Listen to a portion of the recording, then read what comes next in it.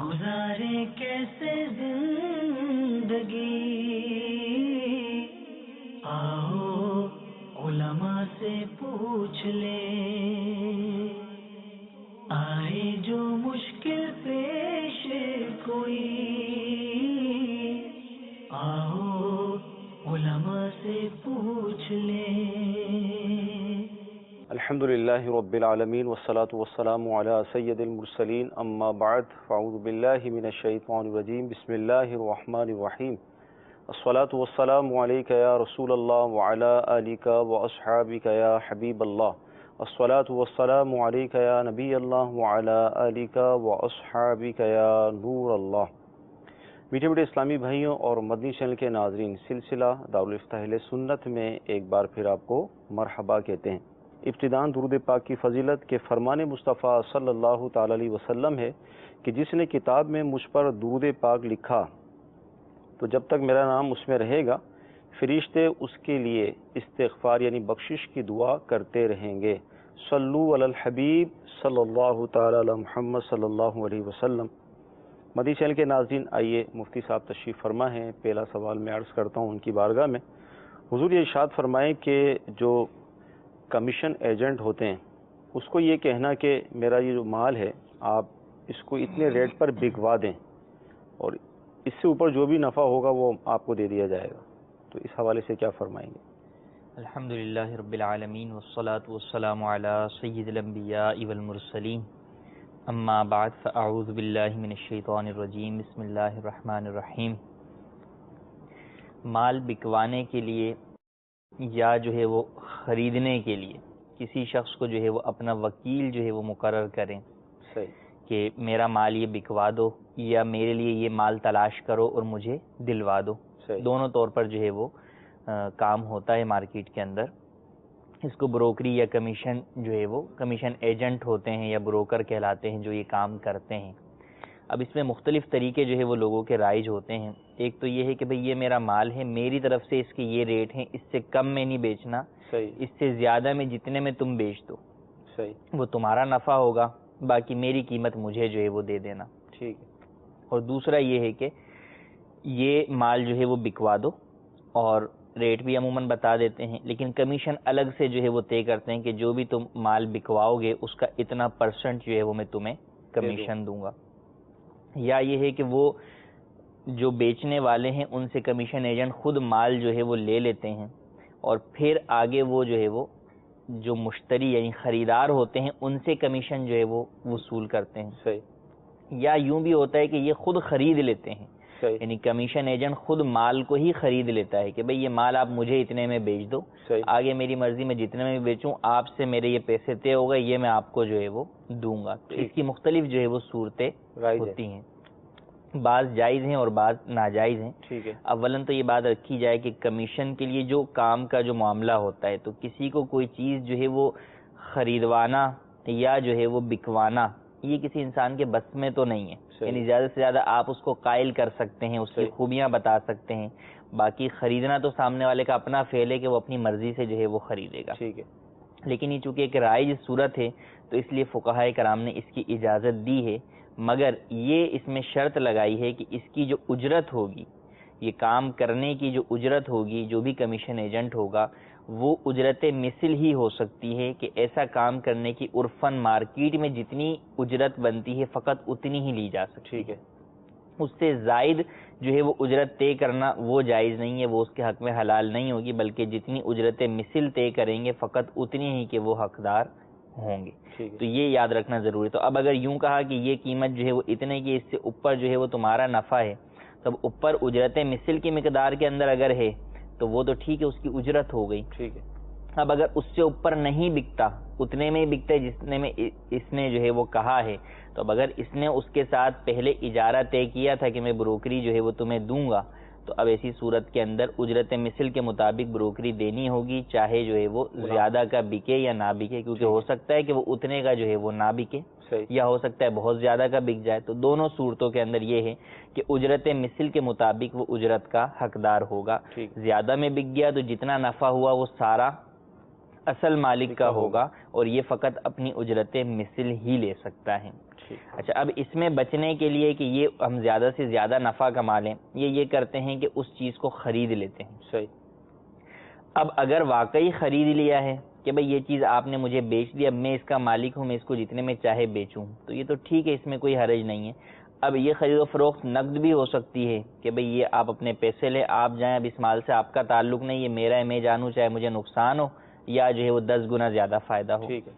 یا جو ہے وہ ادھار بھی ہو سکتا ہے کہ بھئی ٹھیک ہے، آپ سے یہ میں نے خرید لیا ہے، اب اس کی قیمت جو ہے وہ آپ 2 دن کے بعد آ کے مجھ سے لے لیجئے گا، میں نے آپ سے اس کی قیمت یہ طے کر لی ہے. دونوں صورتیں جو ہے وہ جائز ہیں. لیکن ہوتا یہ ہے کہ جب یہ مال آگے منڈی میں بکنے کے لیے جاتا ہے، اب اگر اس میں مارکیٹ کا ریٹ جو ہے وہ ڈاؤن ہو جائے یا اور کوئی ایسی وجہ آ جائے جس کی وجہ سے جس کمیشن ایجنٹ نے وہ مال خریدا ہے اس کو نقصان ہو رہا ہو، تو اب وہ جو ہے جب فائدہ ہو رہا ہوتا ہے تو وہ پیچھے والے اصل مالک کی طرف نہیں پلٹتا کہ جناب زیادہ فائدہ ہو رہا ہے تو تھوڑے سے اور پیسے آپ لے لیں، زیادہ نہیں. لیکن جب نقصان زیادہ ہوتا ہے تو وہ پھر یہ کہتا ہے کہ نہیں جناب، مال میں یہ چیز ایسی تھی یا اتنی نکلی یا ریٹ کم ہو گیا تو لہٰذا اب ہم آپ کو کم دیں گے. یہ جائز نہیں ہے کہ جب اگر آپ نے پہلے خرید و فروخت کا معاہدہ کر لیا، اس میں جو ریٹ طے ہو گیا، اب وہ آپ کو دینا جو ہے وہ ضروری ہے، چاہے آگے آپ کو نقصان ہو یا نفع ہو. تو اس بات کا وراً خیال رکھنا ضروری ہے کہ کون سا طریقہ آپ اختیار کر رہے ہیں. بروکری کا کر رہے ہیں تو اس میں فقط اجرت مثل کے حقدار ہوں گے، اس کے علاوہ جو بھی نفع ہوگا یا نقصان ہوگا اس کا مالک جو ہے وہ اصل مالک ہوگا، اس کا ذمہ دار اصل مالک ہوگا. ہاں، اگر اصل مالک نے کہہ دیا کہ بھئی نقصان میں نہیں بیچنا، تو ایسی صورت کے اندر یہ نقصان میں بیچ ہی نہیں سکتا. اور اس کے پاس وہ جو مال موجود ہوتا ہے وہ ویسی امانت کے طور پر جو ہے وہ موجود ہوتا ہے. اور اگر جو ہے وہ خرید و فروخت کے طور پر اس سے خرید رہے ہیں تو پھر نفع نقصان کا جو بھی ذمہ دار ہوگا وہ یہ بروکر ہوگا، ایجنٹ ہوگا، یہ خریدار ہوگا. اصل مالک کا کوئی اس نفع نقصان سے تعلق نہیں ہوگا، وہ اپنی رقم لے کر جو ہے وہ چلتا بنے. مدنی چینل کے ناظرین، اس حوالے سے مفصل جواب جو ہے مفتی صاحب نے ہمیں عطا فرمایا. حضور یہ ارشاد فرمائے، ایک سوال یہ بھی ہے کہ یہ ہم نے سنا بھی ہے، پڑھا بھی ہے، اور شرعی مسئلہ بھی یہی ہے کہ جب تک کسی مبی پر کسی چیز پر قبضہ نہ ہو اس وقت تک اس کو آگے ہم فروخت نہیں کر سکتے. تو زمین اور پلاٹس کے حوالے سے ہم دیکھتے ہیں کہ ایک چیز کا وجود بظاہر نظر نہیں آتا اور فائلیں بکری ہوتی ہیں، اور اس حوالے سے کیا فرمائیں گے؟ دیکھیں، زمین کا وجود تو جو ہے وہ موجود ہی ہوتا ہے، وجود تو اس کا ہوتا ہی ہے کہ بھئی فلاں جو ہے وہ جگہ ہے یا فلاں گھر ہے یا پلاٹ ہے یا خالی زمینیں ہیں یا زرعی زمینیں ہیں. تو اب شرعی اعتبار سے جو اشیاء جو کہ منتقل ہو سکتی ہیں، ایک جگہ سے دوسری جگہ جو ہے موویبل ہوتی ہیں، ان کے لیے یہ حکم ہے کہ قبضہ ضروری ہے آگے بیچنے سے پہلے.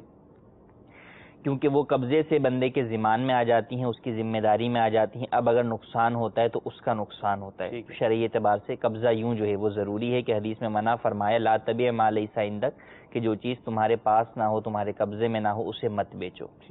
لیکن ایسی اشیاء، ایسی چیز، ایسی مبی جو کہ جو ہے وہ موویبل نہیں ہے، غیر منقولہ جسے کہتے ہیں، جائیداد ہو گئی، زمین ہو گئی، مکان ہو گیا، پلاٹ ہو گیا، تو اب چونکہ اس کے اندر جو ہے وہ قبضہ جو ہے وہ ضروری نہیں ہے کہ شرعی اعتبار سے اس جگہ کا ضائع ہونا، یعنی جگہ کا ضائع ہونا ایک نادر طور پر جو ہے وہ ہے کہ ایسا نہیں ہوتا کہ جگہ ضائع ہو جائے. میں نے یہ جو ہے وہ پیالہ خریدا ہے تو یہ تو ہو سکتا ہے قبضے سے پہلے یہ پیالہ ٹوٹ جائے، لیکن کوئی پلاٹ خریدا ہے یا کوئی زمین خریدی ہے تو اس کا وجود جو ہے وہ عمومی طور پر برقرار رہتا ہے.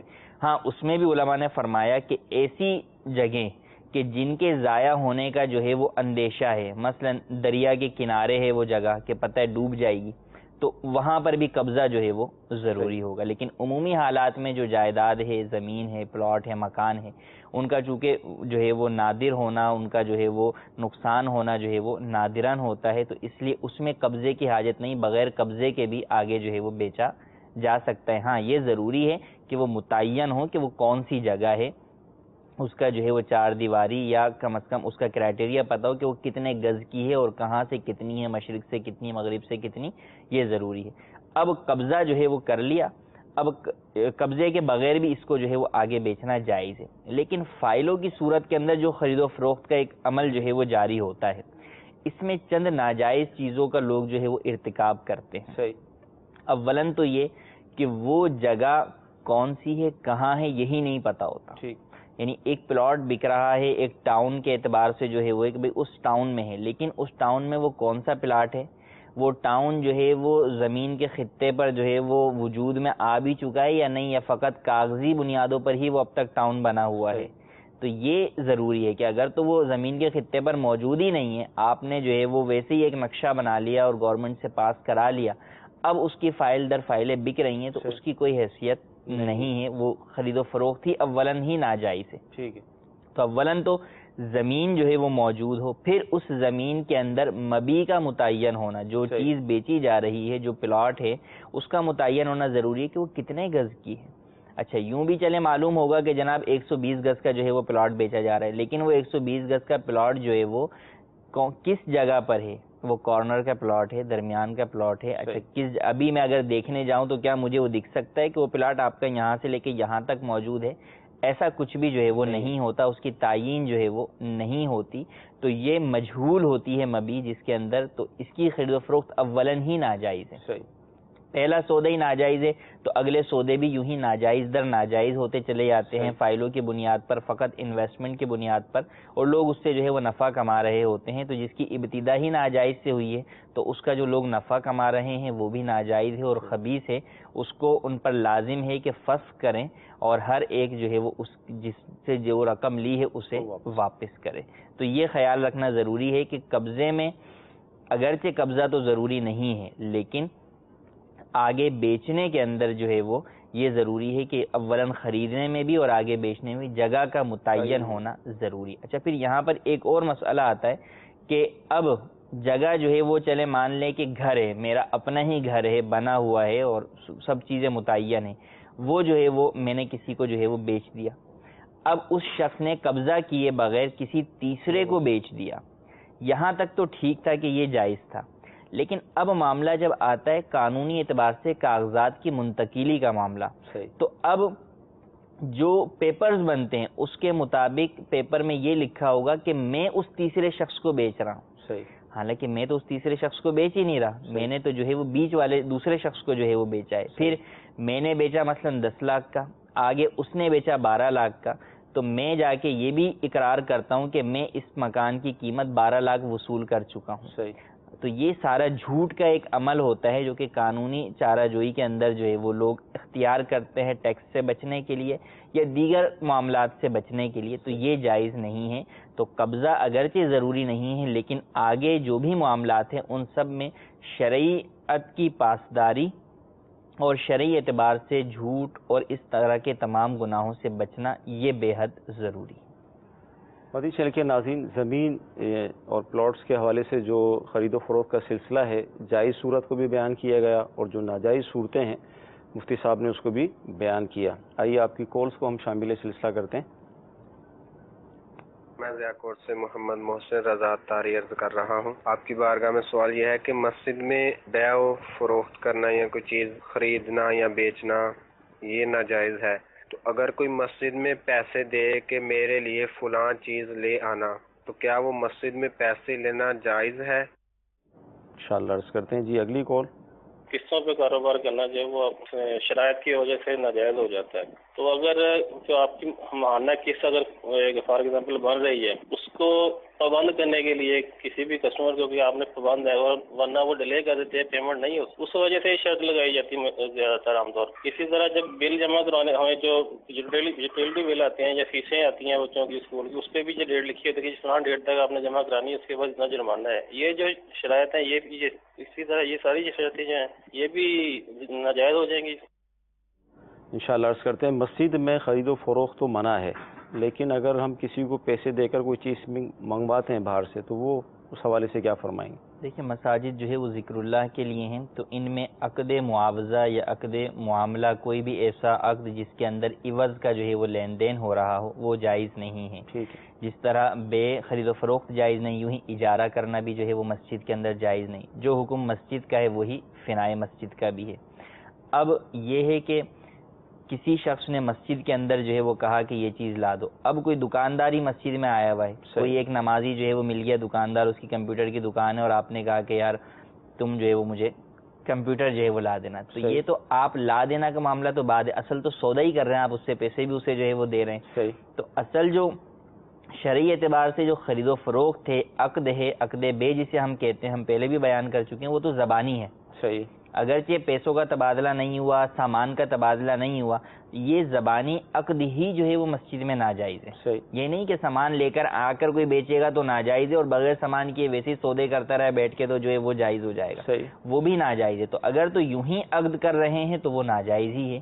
اور ایک یہ ہے کہ جیسے معتکفین جو ہے وہ مسجد کے اندر جو ہے وہ اعتکاف کرتے ہیں رمضان المبارک میں, اب انہوں نے کہا کسی کو باہر سے کہ یار یہ پیسے لے کے مجھے باہر سے جو ہے وہ کھانے کی کوئی چیز لا دیں, تو اب یہ اس سے خرید و فروخت کوئی نہیں کر رہا, بلکہ یہ تو اسے وکیل بنا کر بھیج رہا ہے کہ میرے لیے باہر سے کوئی چیز لا کر دے دیں.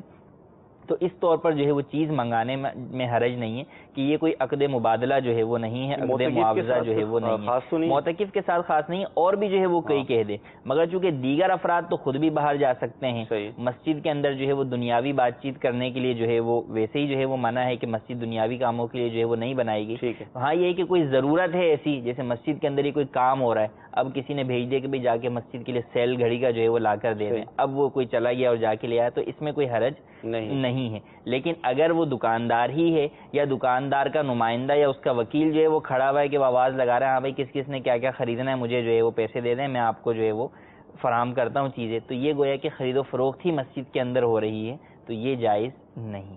اچھا, ہم یہ دیکھتے ہیں بعض مساجد کے اندر کہ عطر والے, ٹوپیوں والے, اس طرح کے کچھ لوگ ہوتے ہیں جو چپل اتارنے کی جگہ ہے, صاف جو ایریا ہوتا ہے وہاں آ کے وہ بیٹھ جاتے ہیں. اب وہ فنائے مسجد ہے, خارج مسجد ہے, اس کا تعین بھی بعض اوقات نہیں ہوتا, تو اس طرح وہ کاروبار تو مسجد میں یعنی چار دیواری میں ہو رہا ہوتا ہے.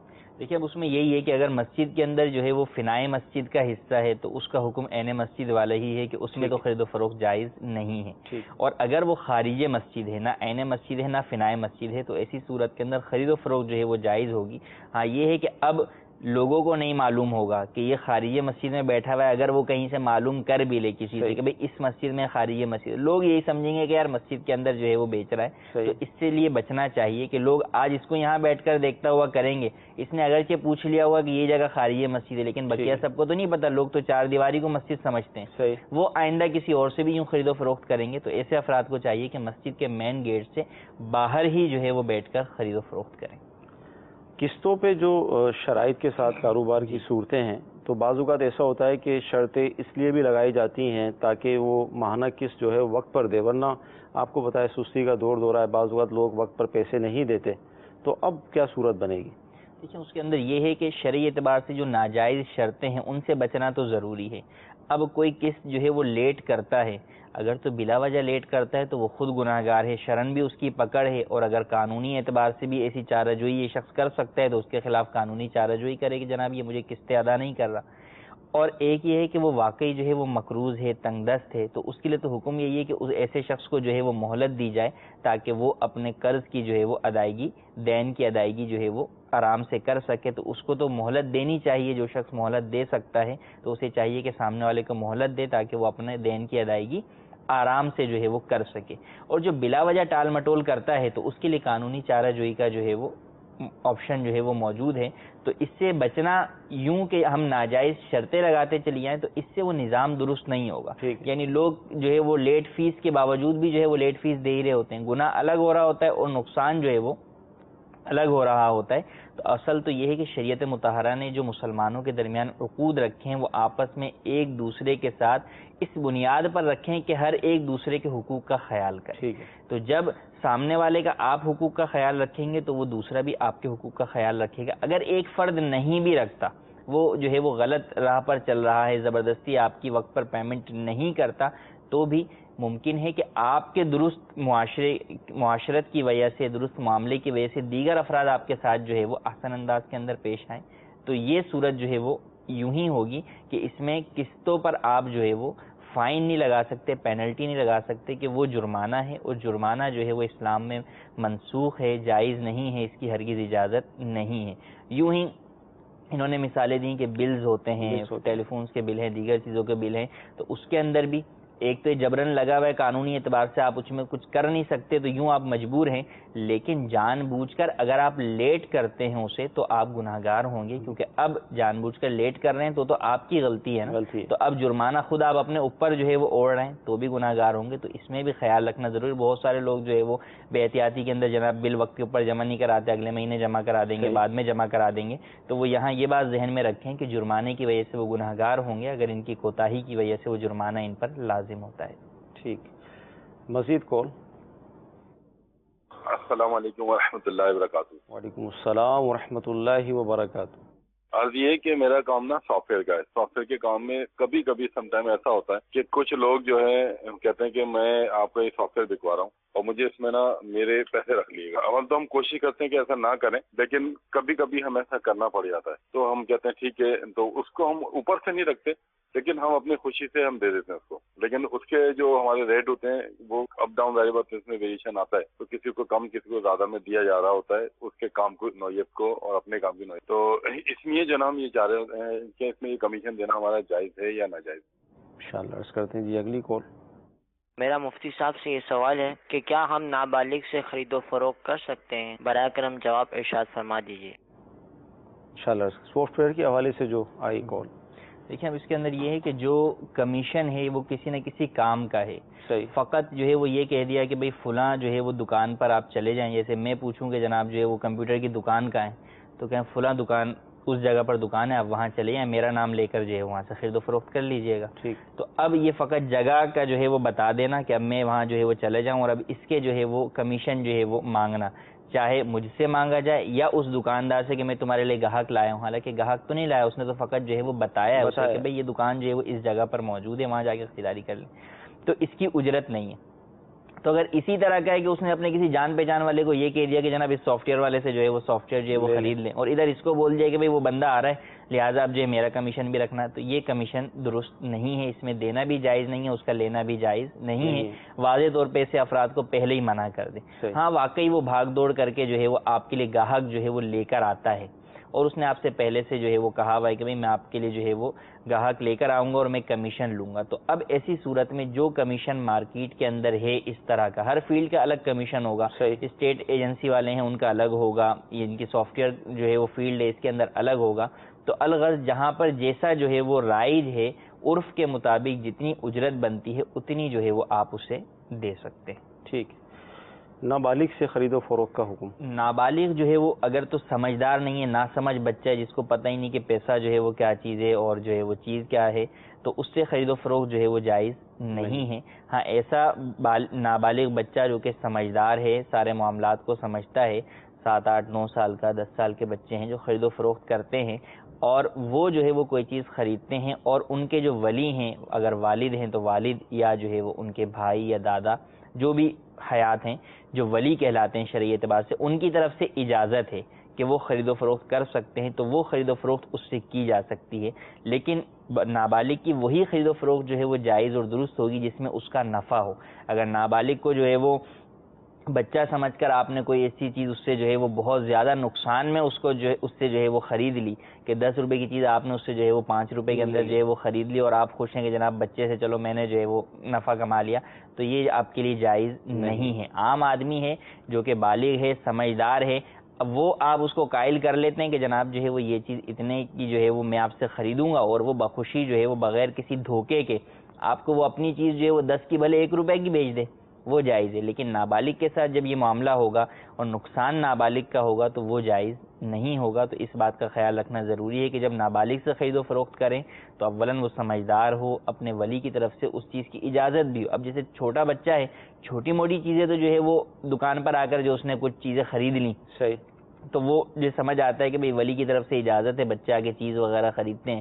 لیکن اب وہ بچہ کوئی موبائل لا کر جو ہے وہ بیچ رہا ہے، تو اب یہاں پر کھٹکا ہوتا ہے کہ یار یہ اس کے پاس موبائل کہاں سے آیا اور یہ کس بنیاد کے اوپر جو ہے بیچ رہا ہے، اس کے ولی کی طرف سے اس کو اجازت بھی ہے اس چیز کی یا نہیں ہے. تو وہاں پر جو ہے وہ یوں نہ خریدا جائے کہ نہیں جناب چلو بچے سے سستے کے اندر خرید لیتے ہیں، بلکہ اس کے والدین سے یا اس کے اولیاء سے رابطہ کر کے.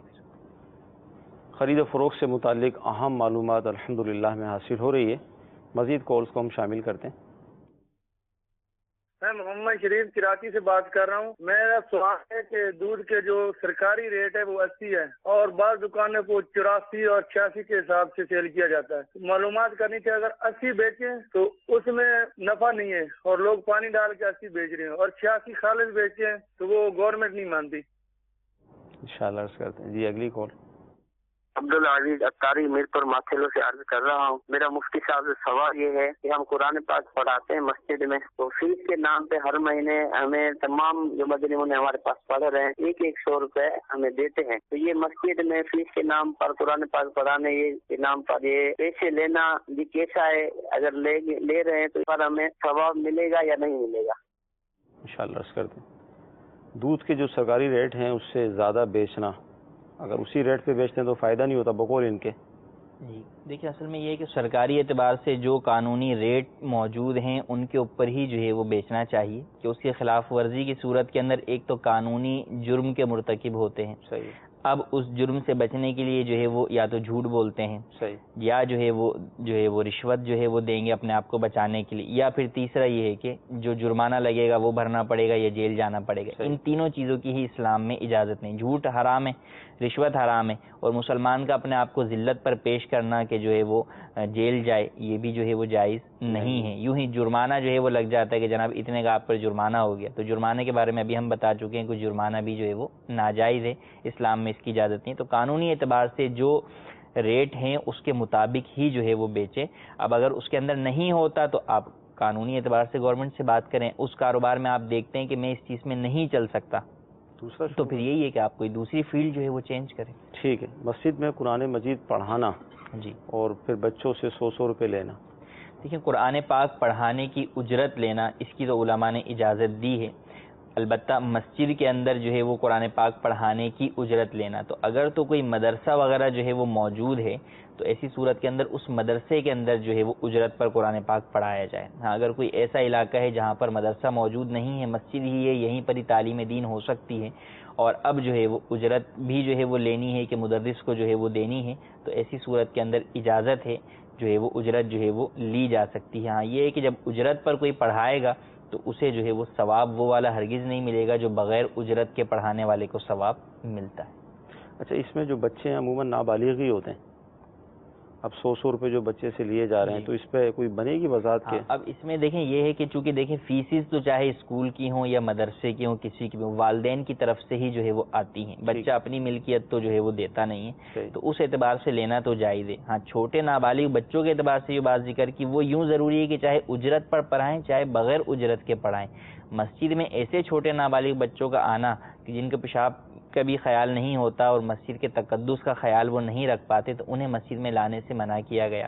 تو انہیں مدرسے کے لیے بھی نہیں لا سکتے, تو ایسے بچوں کو مسجد کے اندر نہ بٹھائیں, نہ ان کو جو ہے وہ تعلیم دین کے لیے وہاں پر بلائیں, بلکہ ایسے بچوں کو اگر پڑھانا ہے تو آپ پھر کوئی اور جگہ مسجد کے علاوہ جو ہے وہ کسی کے گھر میں یا کوئی مدرسہ وغیرہ متعین کریں تاکہ مسجد کا تقدس جو ہے وہ پامال نہ ہو. ٹھیک ہے. مدنی چینل کے ناظرین, خرید و فروخت سے متعلق سلسلہ چل رہا ہے, بہت اہم معلومات حاصل ہو رہی ہے. حضور یہ ارشاد فرمائیں کہ بعض اوقات ایسا بھی ہوتا ہے کہ مکان بیچا, اب جس نے خریدا اس پر یہ شرط ہوتی ہے کہ بھائی اتنا کرایہ منتھلی آپ دیں گے اور یوں پیمنٹ جب مکمل ہو جائے گی تو پھر ہم آپ کو آپ کے نام بھی کر دیں گے. اس طرح کی جو شرطیں ہوتی ہیں, دیکھیں اب اس میں یہ ہے کہ جب آپ نے مکان جو ہے وہ کسی کو بیچ دیا, عموماً جو آپ صورت پوچھ رہے ہیں وہ ادھار والی ہوتی ہے کہ ادھار میں جو ہے وہ بیچا کہ جناب 6 مہینے تک جو ہے وہ اس کی مختلف قسطوں میں ادائیگی ہوگی, یا یہ کہ یکمشت 6 مہینے کے بعد ہم بقیہ پیمنٹ جو ہے وہ کر دیں گے, یا سال ہو گیا. اب یہ کہ جب تک جو ہے وہ اس مکان کو ہم استعمال کریں گے, یا یہ ہے کہ وہ مکان کرائے پر چڑھ رہا ہے, تو اب یہ کہ جناب یہ کرائے پہ چڑھا ہوا ہے تو جب تک آپ پیمنٹ پوری نہیں کرتے اس کا کرایہ جو ہے وہ بیچنے والا ہوتا ہے, وہ کہتا ہے میں جو ہے وہ اس کو استعمال کرتا رہوں گا. تو یہ جائز نہیں ہے کہ اصل خرید و فروخت کا جو تعلق ہے وہ زبانی عقد کے ساتھ ہے. جب سودا ہو گیا تو اب سودا ہونے کے ساتھ ہی جو ثمن ہے یعنی جو قیمت ہے وہ جو ہے وہ بیچنے والے کے پاس چلی جائے گی, اور جو مبی ہے اس کی ملکیت جو ہے وہ خریدار کے پاس آ جائے گی. اب 2 چیزیں ہوتی ہیں کہ بیچنے والے کو اس بات کا حق ہوتا ہے کہ وہ اپنی چیز کو روکے رکھے جب تک کہ اسے قیمت پوری نہ مل جائے, لیکن یہ کب, جبکہ کیش میں جو ہے وہ معاہدہ ہوا ہو, نقد جو ہے وہ معاہدہ ہوا ہو کہ جناب نقد خریداری ہے, لیکن جب معاہدہ ہی جو ہے وہ ادھار پر ہوا ہے یا قسطوں پر ہوا ہے تو ایسی صورت کے اندر اب یہ اس چیز کو روک نہیں سکتا، کیونکہ اب یہ پہلے ہی اس بات پر راضی ہو گیا ہے کہ ٹھیک ہے آپ مجھے اتنے عرصے کے بعد قیمت دیجیے گا، تو اب یہ اس چیز کو روک نہیں سکتا کہ نہیں اب میں تمہیں یہ چیز اسی وقت دوں گا جب تم مجھے پیسے دو گے۔ صحیح، یہ شرط لگانا جو ہے وہ جائز نہیں ہے، یہ عقد کو فاسد کر دے گی، اور جب وہ چیز ملکیت میں مشتری کے چلی گئی ہے، خریدار کی چلی گئی ہے، تو اب اس کے جتنے بھی معاملات ہیں، نفع کے ہیں یا نقصان کے، وہ سارے جو ہے وہ اسی کے ہیں۔ تو اب اگر وہ کرائے پر ہے تو اس کا نفع بھی جو ہے وہ مشتری کو، خریدار کو ہی ملے گا، بیچنے والے کا اس سے نفع اٹھانا یا نفع اٹھانے کی شرط لگانا یہ جائز نہیں ہے، یہ بے کو فاسد کر دے گا۔ ٹھیک جی، مزید کالز؟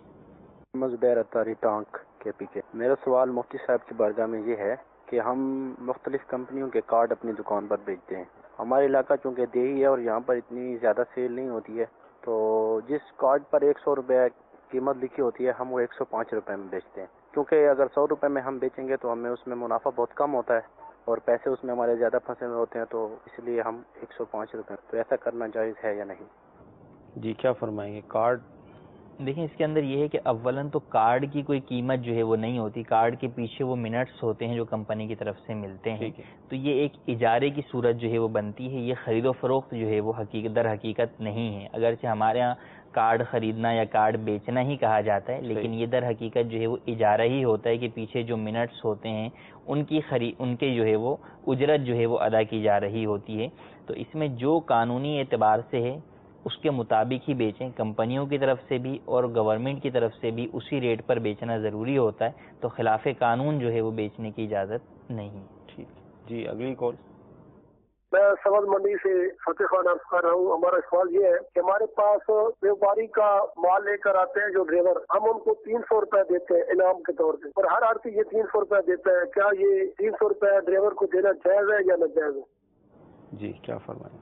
ڈرائیور کو جو ہے وہ یہ کہہ رہے ہیں کہ جو ہے وہ دیتے ہیں، کسی کو جب لے کر آتے ہیں ان کے پاس تو 300 روپے انعام دیتے ہیں، یہ میرے خیال میں کمیشن والی صورت ہی۔ ہاں، تو اب یہ یعنی کس طور پر دیتے ہیں، وہ کس طور پر لے کر آ رہا ہے، اس پر دار و مدار ہے۔ اگر تو واقعی وہ کمیشن ایجنٹ کے طور پر جو ہے وہ لے کر آ رہا ہے کہ اس کا جو ہے ان کے لیے گاہک جو ہے وہ ڈھونڈتا ہے منڈی میں جا کے، جو گاہک ان کے پاس لے کر آتا ہے وہ اس کا کمیشن لیتا ہے، تو اگر عرف کے مطابق وہاں 300 ہی اس کی کمیشن ایجنٹ کی بروکری بنتی ہے تو جائز ہے۔ اور اگر وہ جو ہے وہ ایسا کچھ بھی جو ہے وہ نہیں کرتا، کوئی کام نہیں کرتا، کوئی وہیں کھڑا ہوا اسے کہا کہ جناب اسے جو ہے وہ بیچ دو، یا جو ہے وہ اس کو کہا کہ اس سے جو ہے وہ خرید لو، بس اتنا کہا، تو فقط اس بنیاد کے اوپر جو ہے وہ 300 روپے کا مطالبہ کرنا، تو یہ چونکہ ایسا کوئی کام نہیں ہے۔ انعام دیتے ہیں اس کو؟ جی انعام اگرچہ یہ انعام کہہ رہے ہیں لیکن یہ مشروط ہوتا ہے، یعنی اگر یہ نہیں دیں گے تو وہ جھگڑا کرے گا اور اس سے زبردستی لے گا، یہ جو ہے وہ انعام ہے، کبھی نہ دے تو انعام میں تو یہ ہے نا کہ جو ہے وہ اپنے جو خوش دلی سے دیں، تو یہ ایسا نہیں ہوتا، یہ جبری طور پر ہی جو ہے وہ طے شدہ ہی ہوتا ہے۔ ایسی چیزوں کو کہتے ہیں کہ دلالتاً انڈرسٹوڈ طور پر جو ہے وہ شرط ہوتی ہیں، تو مارکیٹ ٹرینڈ کے مطابق یہ چیز شرط ہوتی ہے، تو یہ انعام نہیں بلکہ یہ اجرت کا حصہ ہی ہوتی ہے، اجرت ہی ہوتی ہے۔ تو یہی ہے کہ جب شرعی اعتبار سے واقعی کام ہے اور اس کی اجرت عرف کے مطابق جو بنتی ہے تو وہ جو ہے وہ دے سکتے ہیں۔ جی آخری کال ہم لیں گے۔ میرا یہ سوال ہے کہ ملازم رکھا سی تے انہیں چوری کی تھی کافی تے اس تو بعد وہ حج کر کے آ جائے گا تو انہوں معافی ہو جائے گی؟ کہتے ہیں نا حج کر کے آئے تو جب ماں کے پیٹ سے نکلتا ہے اس طرح ہو جاتا ہے۔ جی کیا فرمائیں؟ دیکھیں حاجی کے لیے تو یہ ہے کہ حاجی حج پر جانے سے پہلے اللہ تبارک و تعالیٰ کے جو حقوق ہیں ان کی رب سے معافی مانگے، اور جو حقوق العباد ہیں انہیں ادا کرے، اور لوگوں سے معافی بھی مانگے۔ تو اب اگر کوئی بغیر جو ہے وہ حقوق کی ادائیگی کے جو ہے وہ چلا گیا، ٹھیک ہے، تو اب عرفات کے اندر حقوق اللہ معاف ہوتے ہیں اور مزدلفہ میں حقوق العباد معاف ہوتے ہیں، لیکن وہ اسی شرط کے ساتھ کہ جب کہ واپس آ کر وہ ان حقوق کی ادائیگی کرے بھی۔ یہ نہیں کہ جو ہے وہ نمازیں قضا ہو گئی تھیں، اب جو ہے وہ چلا گیا تھا واپس آ کے بولے جو پچھلی تھیں وہ تو ختم ہو گئیں، اب بس نئی سے نہیں، وہ جو قضا ہیں وہ پڑھنی ہوں گی۔ کیونکہ کسی کا مال چوری کیا تھا، کسی کا مال دبایا تھا، اولن تو چاہیے تھا کہ جانے سے پہلے ہی وہ ادا کر کے جاتا اور ان سے معافی بھی مانگ کے جاتا، اگر نہیں گیا تو واپسی پر آتے ہی کم از کم اس شخص سے معافی مانگے، اور بھلے اس سے قسطوں کے اندر طے کر لے کہ میں نے آپ کا اتنا مال لیا ہے، یہ میں آپ کا جو ہے وہ ادا کروں گا۔ اگر یہ نہیں ادائیگی کرتا اور یہ سمجھتا ہے کہ وہ ہو گیا تو ایسا ہرگز نہیں ہے، بلکہ اب جو ادائیگی میں تاخیر کرے گا یہ گناہ دوبارہ جو ہے وہ اس کے ذمہ لازم ہونا شروع ہو جائے گا۔ تو ایسا سمجھنا کہ جو ہے وہ جو گناہ پہلے کیے تھے اور حقوق العباد ان سے متعلق ہیں ان کی ادائیگی مجھ پر ضروری نہیں ہے، میں حج پر سے آ گیا ہوں تو ماں کے پیٹ سے آ گیا ہوں، تو اولاً تو یہ معلوم ہی نہیں، یہ تو اس کے لیے جس کا حج جو ہے وہ مقبول ہو گیا، مبرور ہو گیا، جس نے حج میں کوئی جو ہے وہ غلط بات نہیں کی، تو اولاً تو یہی معلوم نہیں کہ حج مقبول ہوا یا نہیں، اور اگر جو ہے وہ ہو بھی گیا تو بھی آگے حج مبرور کی نشانی یہ ہے کہ آدمی پہلے سے اچھا جو ہے وہ پلٹ کر آئے، تو اچھا پلٹ کر آئے گا تو وہ یہی کرے گا کہ جو اس کے ذمے حقوق العباد ہیں وہ ادائیگی کرے گا، اگر ادائیگی نہیں کرتا تو وہ گناہ اس کے ذمے برقرار ہی رہیں گے۔ مدنی چینل کے ناظرین، سلسلہ آپ نے دیکھا، خرید و فروخت سے متعلق اہم معلومات حاصل ہوئی۔